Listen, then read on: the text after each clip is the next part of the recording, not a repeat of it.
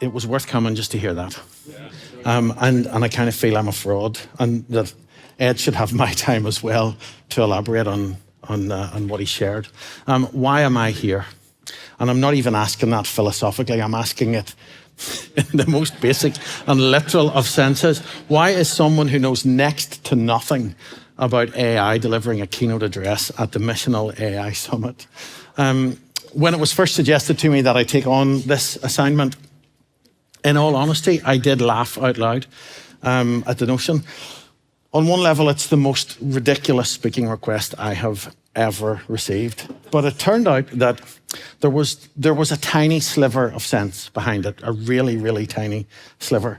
In December of 2025, the Economist did an article highlighting the role that AI was starting to play in the world of Bible translation, noting the difference that it was making, particularly as regards reducing the length of time translations might take going forward. And I'll be honest, it's not the most scintillating read. But on a positive note, we knew this article was coming and we feared that it might be a hatchet job, but it wasn't. And it managed to get the world of Bible translation some publicity, and it's partly why I'm here today to try and explain why AI is having a positive impact. I just recently stepped down from leading the ETEN Innovation Lab, but I want to make clear that today I speak not on my own behalf, but on behalf of our team. We've discussed the issues, and I'm merely the spokesperson because I was the best looking person that they could find. And so, well, actually the oldest, but it's the answer to the question why I am here. And before I try to explain why we believe we're seeing some progress, I want to highlight two key factors that are contributing to any perceived success that we're seeing in our context. Those two factors are the goodness of God and the amazing generosity and trust of faithful resource partners. I believe we have seen God at work blessing the efforts and partnership and courage of so many people. And there's absolutely no doubt that the committed financial support of these resource partners plays a massive role in all that we do. So that's kind of my foundation. And setting that aside, I'm just going to leave you with some really simple thoughts, some very practical reflections, stuff that we've learned as we've journeyed together the last 4 to 5 years exploring some of this. And I'm going to hang it on 4 pretty random phrases. The first one is this: dance on a shifting carpet. And I've taken that from a longer sentence that goes like this: rather than feel like the rug is being pulled from under your feet, you need to learn how to dance on a shifting carpet. I suspect most of us in the ministry world value our orthodoxy of whatever form. And many of us are inherently conservative. Certainly when it comes to the world of Bible translation, we need to be sure that we do it carefully and that we do it well. But in whatever area of ministry we're involved, we've undoubtedly inherited principles over time that we still guard carefully and that still guide our efforts. And that's good. But there are also dangers. And one danger is that what started out as principles have become hidden behind practices, and the two have changed places. The practices have become the principles. And sometimes those practices have become so deeply embedded that they've stopped any movement or development. And so when those practices are challenged, we start to feel like the rug is being pulled from under our feet, and that's not a comfortable sensation. And further, we've got to remember that even the very best principles were developed in a particular historical context. If we insist on perpetuating certain practices in a changing context, we're going to find ourselves with all kinds of problems. And I think that one of the key factors contributing to the advance of translations using AI has been a willingness to adapt principles to a changing world. Look at how technology has developed, even in the last 12 months. If we had made definitive statements about what we were going to do or what we were not going to do, even 12 months ago, let alone 3 or 4 years ago, we would look so foolish today. But I've observed a willingness in our context, in the translation community, to couch our principles in language that allows for changes in context without betraying the heart behind them. And I think that's what it means to dance on a shifting carpet. I'm going to give one practical example. This is, folk in the Bible translation world will know Ken Schmidt. He's kind of a living legend now in Bible translation, a highly respected global translation consultant. And he made this observation about AI and translation consultants. He said, we ask, how do we use this new tech to make our consultants more effective and more efficient? But he says that's the wrong question. We ought to ask why we needed consultants in the first place. And what's the best way to meet that need now? And what role could AI play in that? So the principle is the same, but the practice might end up being very different. In fact, even the FOBI translation guidelines, which kind of act as a guide for the whole translation community, open the door to that kind of question. In their translation guidelines, they include this: to assess the translation in light of feedback received from a qualified consultant review or equivalent process in order to enhance the quality and appropriateness of the final product. I like that. Why? Because whilst it mentions consultants, because that was the context in which the guidelines were drawn up, the language allows for the shifting carpet. It talks about an equivalent process. Daniel Wilson, who's here, regularly has reminded us that the tech we have today is the worst we're ever going to have. And what we don't think possible now might well be possible soon.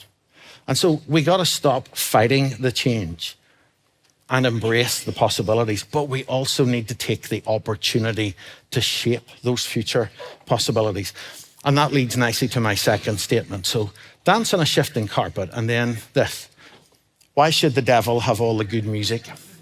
So some of you, but I'm intrigued to see not all of you by any means, are way too young to remember the 1970s and the emergence of gospel rock music. It led to some pretty heated arguments in our house as I was growing up. And there was significant debate globally about how rock and roll could ever be an appropriate vehicle for the gospel. And one of the heroes was this guy, Larry Norman, with his famous song, "Why Should the Devil Have All the Good Music?" And then he wrote, there's a good world that God has created here. He's given us everything. The devil has tried to steal it. I don't know why the devil should have anything. Not your soul, not your life, not your marriage, not your future, not your music. And I don't think it's stretching it to add AI to the list. You'll not be surprised to know that in our community, we've had some really good people very critical of using AI at all in Bible translation. And often the fear was that it would seek to replace the work of the Holy Spirit. Someone even said to me recently that at one of the early Missional AI conferences, he could almost see me walk around with the target on my back. And whilst we haven't been gung-ho, recklessly pursuing every latest thing, we have been convinced that harnessing what AI could do is the right thing to do. And now AI is helping us not just get translation done faster, but also better and cheaper. If it was just bringing speed, we'd likely leave it well alone. And actually, just as a quick aside, and to just cause a little bit of controversy, sometimes AI might do a better and an even more honest job in translation than humans. For example, if AI had been around way back in the day when the English Bible was being translated, we may never have had the English word baptize as a transliteration. Maybe AI would have translated the Greek word for what it actually meant. It wouldn't have invented something to fit the practice and politics of the day. So it's maybe not all that bad. And I'll just leave that with you to debate amongst yourselves. The ethics of using AI is, of course, important. But thankfully, there's some really good work already that's been done on it that can help guide us through some of the minefields, not least this booklet that the guys at Faith Tech gave out at this conference, I think maybe 2 years ago. I highly recommend this. we would all do well to just read it through and let some of the issues that they raise be central to our conversations. But let's be really honest about this. Virtually every new technological development or advancement has the potential for good or evil. The roads that the Romans built were used to violently subjugate peoples that would become their empire. Those same roads ensured that the gospel could spread in unprecedented ways. The first book supposedly printed on the movable printing press was the Gutenberg Bible. But all kinds of other evil has been printed down through history. Every now and again, humanity experiences a generational technological change like electricity. And what we're seeing with AI could maybe even be beyond generational.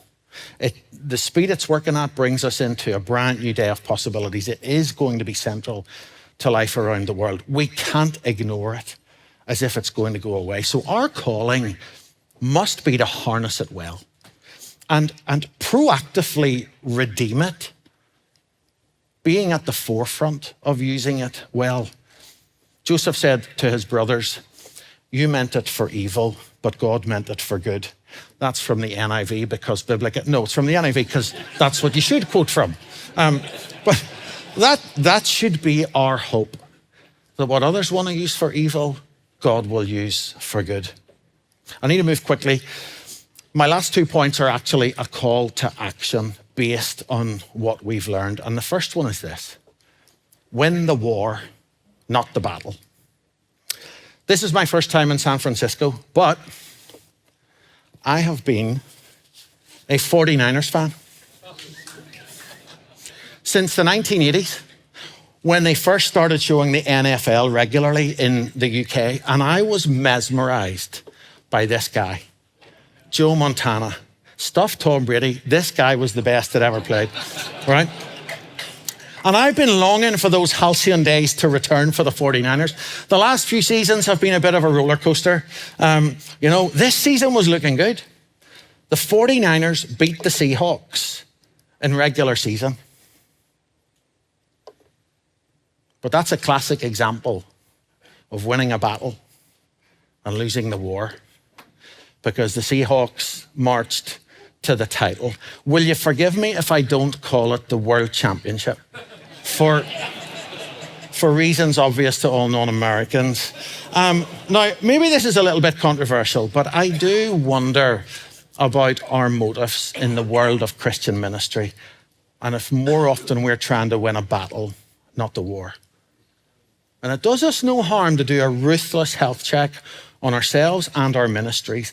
Is it about me winning my own battle, being driven by the desire for fame or money, or both? I'd love to do a study of the development of Christian ministry. Like, when did ministry become such a business? When did the Bible become a commodity from which to profit? Or Christian books and resources and songs, all looking for the next big hit? Are we sure that our motives are always pure all the time? I know they're not, because I've seen it up close. And for those of us in the tech space, are we driven by the desire to create the one big thing in the Christian tech space? Because if we are, that's all about winning individual battles, but not the war. Perhaps the greatest joy of our work has been the participation of so many people from so many different partners with a common goal and a war to win. In fact, a few weeks ago, the Harvard Business Review had an intriguing article that confirmed just how important this is.